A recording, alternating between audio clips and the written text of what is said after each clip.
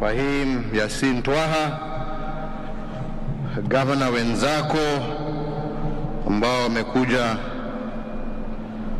kushuhudia sherehe hii ya leo, waheshimiwa wabunge wa kitaifa na Senate na waheshimiwa wabunge wa kaunti ya Lamu, viongozi, ladies and gentlemen, hamjambo nyote. Hamjambo tena. Asanteni sana. Today, the journey that was commenced by my predecessor, President Mwai Kibaki, who together with the Prime Minister of Ethiopia at the time, Meles Zenawi, and the President of South Sudan, Salva Kiir Mayardit, we're here to break ground for this project. For a variety of reasons, the project was not able to take off.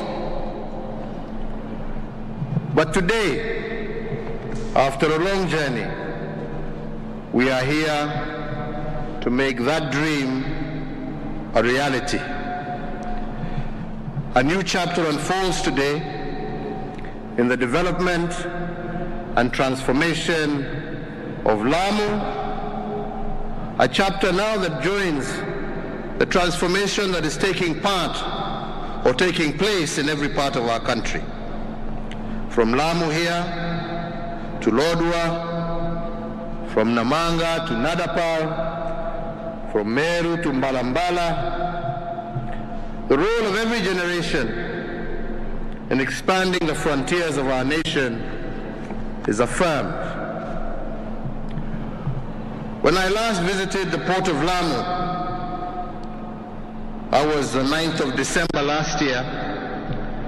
I was in the company of Dr. Abiy Ahmed, the current Prime Minister of the Federal Democratic Republic of Ethiopia. And at that time, I made a commitment to Kenyans and to our neighboring countries that the port of Lamu would begin operations within 6 months.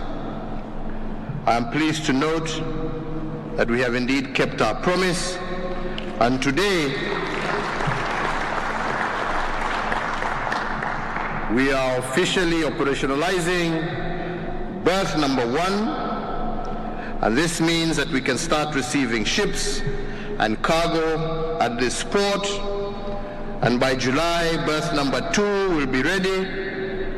And by October of this year, the last berth, which is berth number 3, shall also be operational.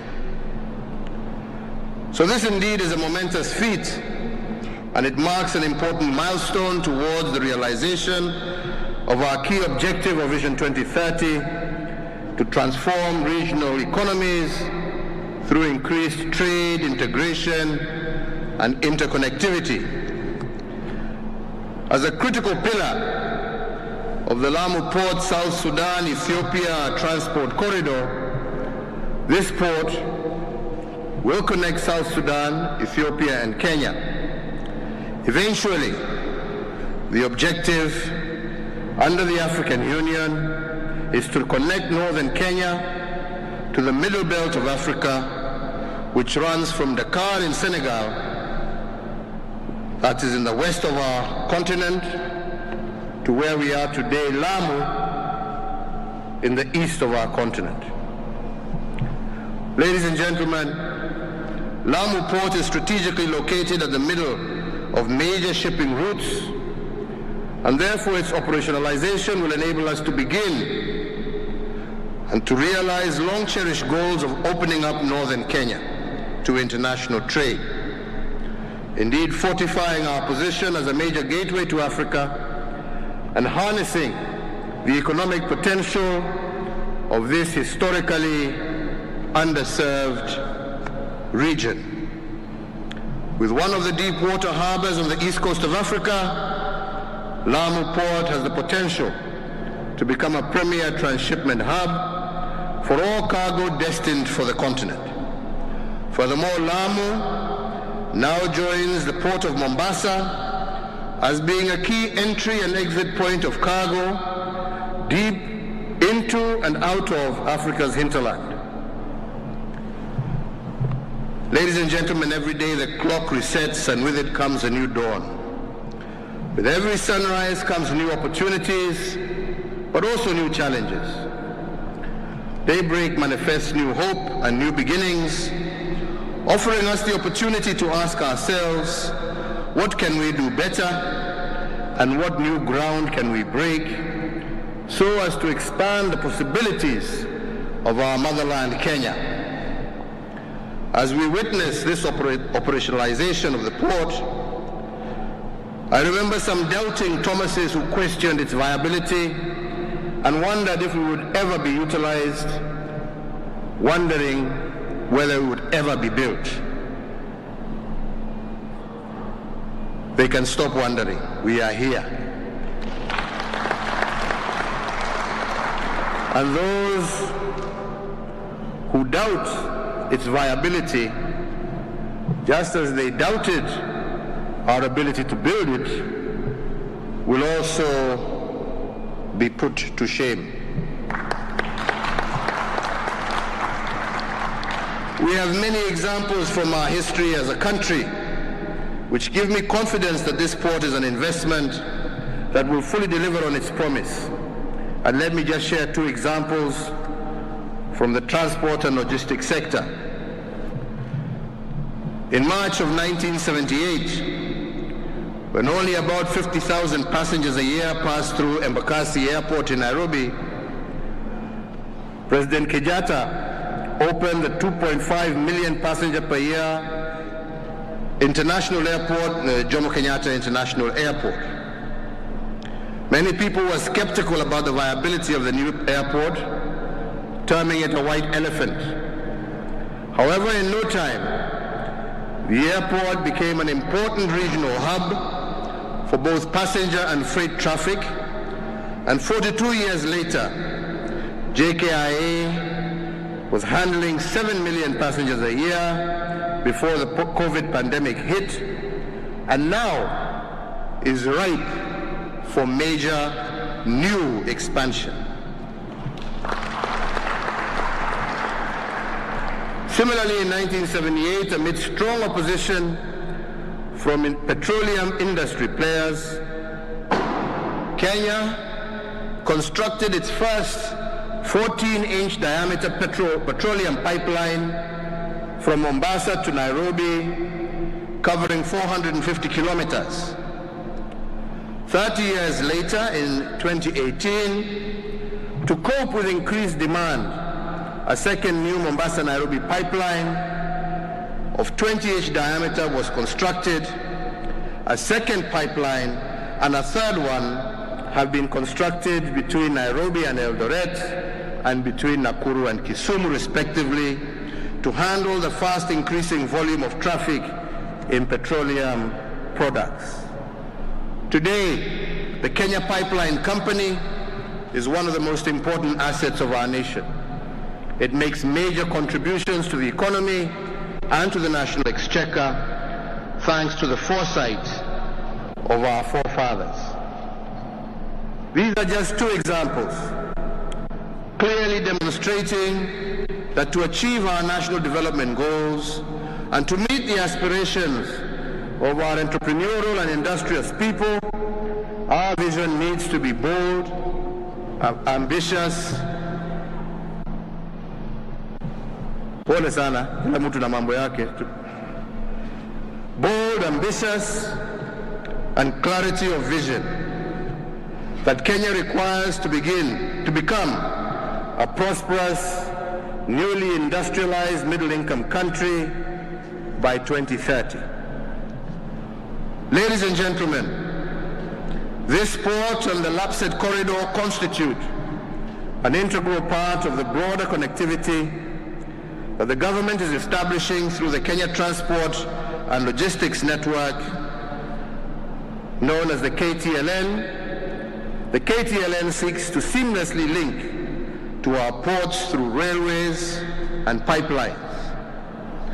In the next phase of the LAPSSET development, the Lamu Port and the northern Kenya region will be connected by rail and pipeline links, which will eventually pass through Ethiopia, South Sudan, and other states, with the final stop being Dakar in Senegal.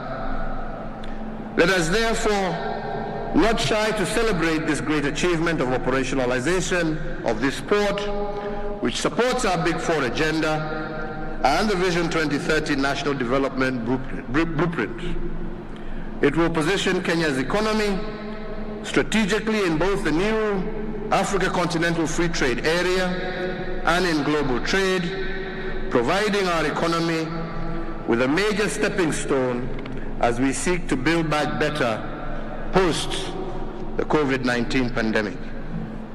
I am confident that decades from now, as we have previously seen with JKIA and the Kenya Pipeline, we will look back to this day, the trade, the industry, the tourism, transport, jobs that will be created by this port, and we will be thankful for the investment that we made today. Great port cities the world over stimulate economic growth, and Lamu Port will be no exception.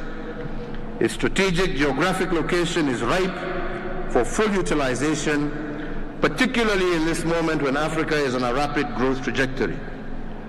This port is a regional continental project of great significance, not just to Kenya, but to our region, our East African community, and the African Union, as evidenced, as I said, by the participation of heads of state and government who were here when we launched this project in 2012. In the coming months, we will announce a date when leaders from our neighboring countries, as well as critical stakeholders in this port, can come together to witness the completion of the remaining 2 berths and to jointly commission this landmark achievement for Kenya and our continent. In the meantime, the Port of Lamu is open for business with a now fully operationalized berth 1, and I invite and thank all shipping lines and cargo movers who are already using it and those who are not using it to make full use of this facility. Finally, ladies and gentlemen, let me take this opportunity to thank all the stakeholders involved in this project for a job well done, and I urge them to expedite the completion of the remaining 2 berths. Mimi niko na furaha tele siku ya leo tukiwa hapa, kwa sababu tuko hapa kutimiza ndoto ambao wengi walisema ya kwamba haitawezekana. Tuko hapa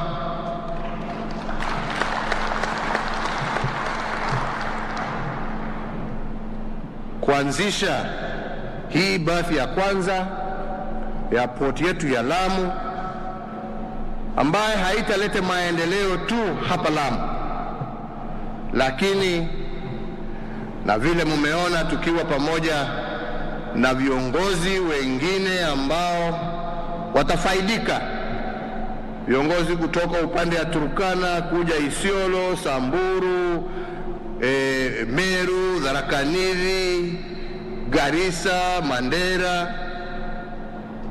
Hawa wote na wananchi wa sehemu hizo watapata faida kwa sababu ya mradi huu ambao tunauanzisha leo. Sisi ndoto yetu ni kuona ya kwamba tumeweza kumaliza umaskini katika taifa letu la Kenya, na njia ya kumaliza umaskini na kuhakikisha ya kwamba tuko na utajiri wa kutosha ni miradi kama hii. Leo hii nimeanza safari yangu kule Garsen, na tumekuja na barabara kutoka Garsen mpaka hapa kwa bandari hii ya Lamu. Nyote mwajua hiyo safari ilituchukua muda pamoja na kusalimia na kusimama na kusalimia wananchi witu hindi, tukija ili tuchukua saa 1:30. Wengi wenu mnajua ya kwamba hiyo safari muda ambao sio mrefu sana, ilikuwa safari, ikiwa ni bahati ni safari ya siku mzima.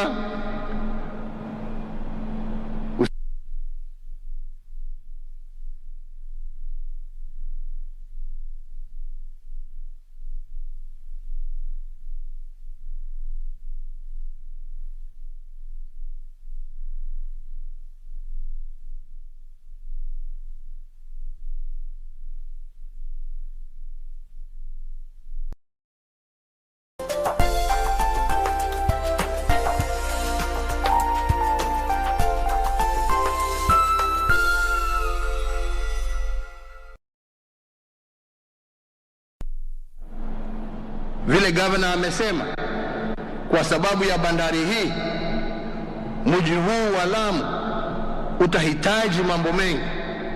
Utahitaji nyumba za wawekezaji, kwa sababu mtakuwa na wengi ambao watakuwa wanakuja kutoa mizigo yao hapa, watakuwa wanataka kutafuta pahali ya kulala, pahali ya kukunywa chai.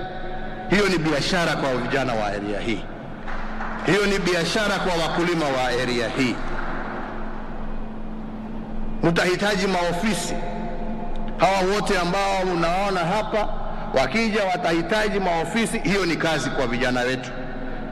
Shipping company zile zitakuwa hapa, na mimi nasisitiza sana, sio ya kwamba tunafungia Wakenya wengine pia kuja kutafuta kazi. Tungependa kuona pia vijana wa Tana River waje wafanye kazi, lakini nahimiza ya kwamba ningependa wale ambao watafaidika kwanza wawe vijana wa hapa Lamu, ndio wawe na nafasi ya kukaribisha wenzao. Njooni, biashara ipo, njooni mkae nasi, njooni tukae pamoja, njooni tufanye kazi pamoja. Kwa hivyo kwa wale ambao watakuwa wanasimamia kazi hii, nawahimizia ya kwamba angalieni vijana wa hapa,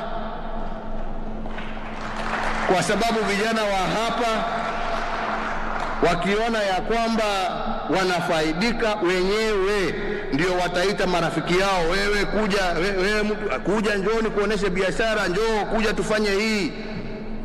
Na utaona ya kwamba Wakenya wote watafaidika kwa sababu ya port hii ya Mombasa, ya Lamu. Na ndio mambo haya yaweze kutendeka, hatujamaliza kazi. Na gavana, mimi nakwambia, tafuta wawekezaji wakuja kujenga manyumba hapa, vijana wapate kazi, na sisi tutaungana pamoja na wewe kuhakikisha ya kwamba tumekuletea, tutafute maji, ndio kuwe na maji ya kutosha. Tulete infrastructure ingine, isiwe tu ni barabara kuu. Kiketi ndugu yangu, isiwe tu ni barabara hii, lakini barabara ya kuingia vijijini ndio pia watu waweze, huko ndiko watu watajenga, lakini muwe na plan mzuri. Msije sasa kujenga kihovyo hovyo, jengeni vizuri. Leo hii pia nimeanzisha barabara ya kutoka hapa Lamu kuelekea Garissa ikipitia Ijara.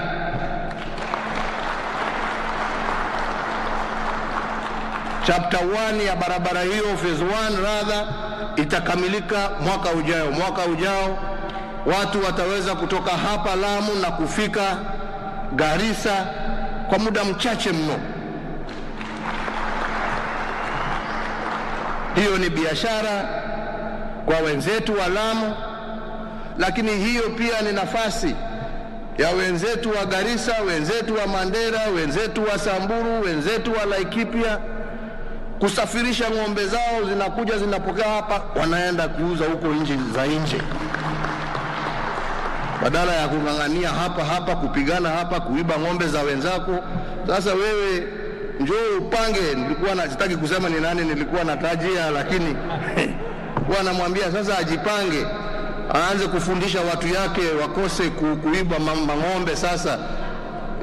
Watengeneze yao wakuje. That is the future, my friend, not kuiba ng'ombe 2-3. Nonesha ukuja hapa utume nje. Ama ni namna gani wenzangu? Si ni hivyo? Na hiyo ikifanyika ni maendeleo kwetu sisi wote, ni sisi wote tutafaidika. Pia katika huo ujenzi wa hiyo barabara tutajenga barabara zingine za kuimarisha usalama wa area hii. Tutajenga hiyo barabara ya kutoka hapa Lamu mpaka Kiunga. Hiyo itasaidia sana wananchi wa area hiyo, na pia itatusaidia kwa usalama. Na mambo haya tunafanya ndio vijana wetu waweze kufaidika, kwa sababu vijana, nataka niwaambie kwa uhaki, hamtafaidika kwa maneno, mtafaidika kwa kazi. Na tuna imani na amani ya kwamba miradi hii yote ikiisha, nafasi za kazi zitakuweko. Nafasi za kazi zikiweko, itatusaidia pia kwa usalama, itatusaidia pia kupigana na mambo ya madawa za kulevya, kwa sababu mambo haya yatendeka kwa sababu vijana wanaona hawana lolote lingine lile la kufanya. Miradi hii itatusaidia kupambana na mambo haya ya madawa ya kulevya, kupambana na mambo haya ya uhalifu, kwa sababu sasa vijana wako na kazi ambaye ni secure, ambaye ni nzuri, ambaye anaweza kulisha. Hata akienda nyumbani kwa mama amefurahi kwa sababu amekuja na kitu, watoto wamefurahi kwa sababu wako na uniform mpya. Hiyo ndio maendeleo tunataja, ama ni namna gani? Ama mwasemaje jameni? Na nyinyi pia mjue ya kwamba kati yetu kuna wale ambao hawafurahii maendeleo, kwa sababu maendeleo yawaondolea zile kazi za uhalifu wanafanya. Ni jukumu yenu wenzangu kusaidiana na maofisa wa usalama kuhakikisha ya kwamba tumeng'oa hawa wachache wahalifu, watoke kati yetu na vijana wetu, kwa sababu tusiseme ni kazi ya polisi. Hakuna mhalifu ambaye hana dada ama ndugu. Hakuna mhalifu ambaye hajazaliwa na baba na mama. Kumaanisha nini?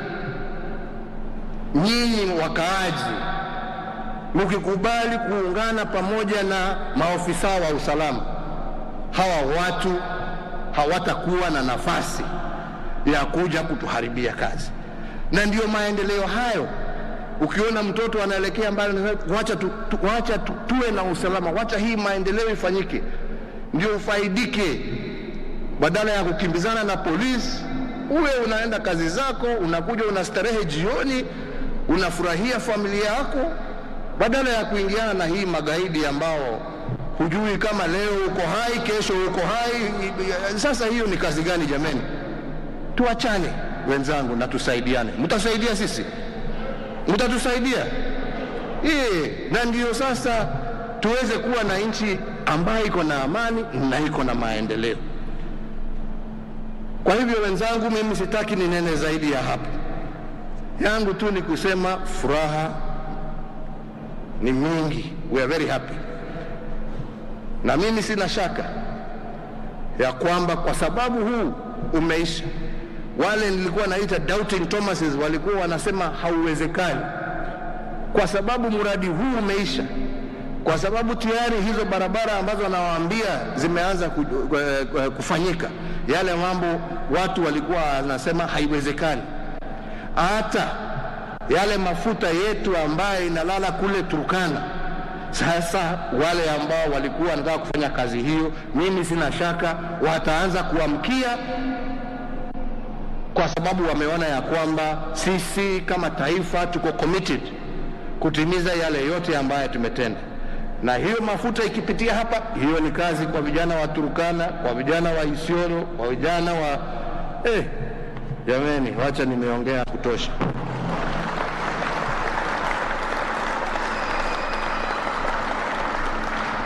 Tuna furaha, tunamshukuru Mwenyezi Mungu kwa kutufikisha hapa. Tunasema Mungu aendelee kubariki taifa hili letu la Kenya, kutubariki sisi wote, tuendelee kuungana na kupendana kama Wakenya, na tutende mema na tuseme mema, na ni mengi mema yatatufuata huko mbele. Kwa hayo machache, ni furaha yangu kutangaza kirasmi ya kwamba bandari yetu ya Lamu kutoka leo saa 10 kamili iko wazi kwa biashara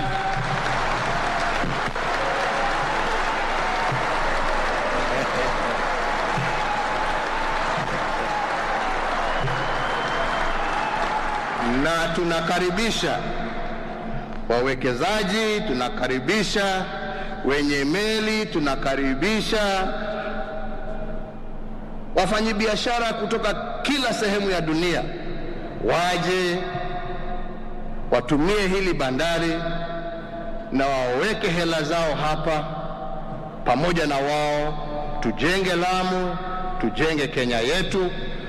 Na mimi sina shaka leo hii pia ni huo mwanzo wa kuhakikisha ya kwamba ile lugha ya marginalization ya kwamba kuna sehemu za Kenya ambazo zimesahaulika, hiyo tumeanza kuziba,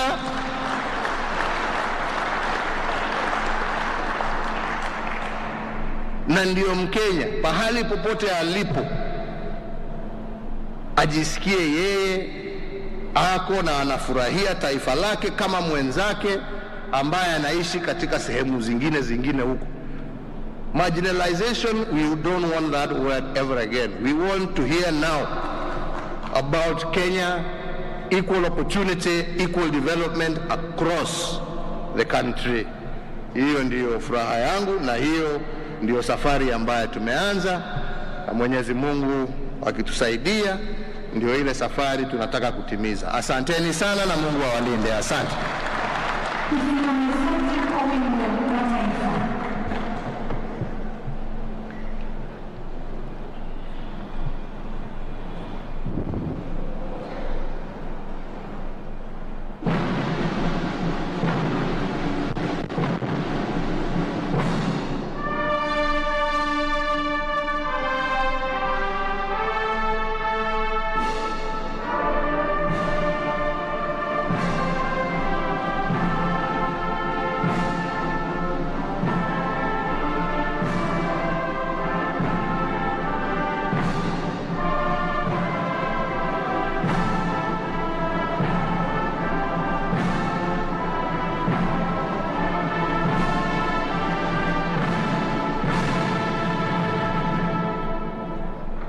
Tafadhali tutumie zote Mheshimiwa Rais aweze kuondoka.